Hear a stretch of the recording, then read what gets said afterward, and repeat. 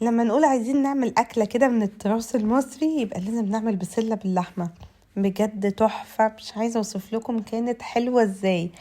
واللحمة دايبة، يعني حرفيا دايبة، هي اصلا مش مستحملة الشوكة. شايفين اللحمة دايبة بطريقة فظيعة، والبسلة طعمها تحفة مع شوية رز ابيض. بجد كده أكلة، يعني أكلة جامدة. اتمنى بجد ان انتوا تجربوها عشان بجد طلعت تحفة.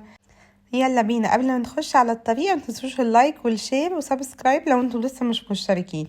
يلا نخش في الطريقة على طول. اول حاجة هنجيب طبعا الحلة بتاعتنا، هننزل فيها بمعلقة كبيرة كده من السمنة. تمام، ونستنى اهم حاجة نتأكد ان السمنة بتاعتنا بدأت ان هي تسخن معانا. بعد كده هننزل ببصلاية كبيرة مفرومة في الكب او متقطعة قطع صغيرة. تمام.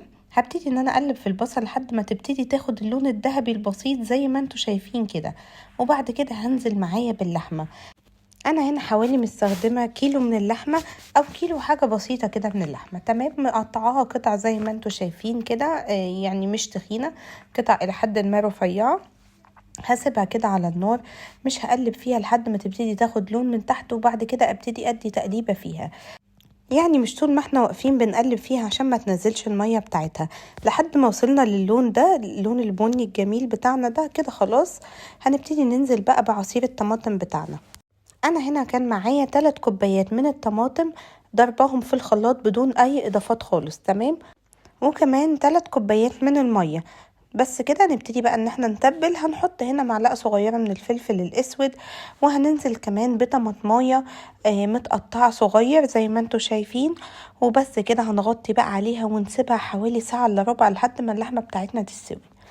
تمام كده خلاص، كانت اللحمة بتاعتنا استوت 90% من السوا بتاعها. هنحط عليها مكعب من المرقة، وكمان الملح بتاعها والسكر. ما تستغربوش السكر، بس السكر بيسكر البسلة حلو جدا جدا. معلقة صغيرة من الملح، معلقة صغيرة من السكر، مش اكتر.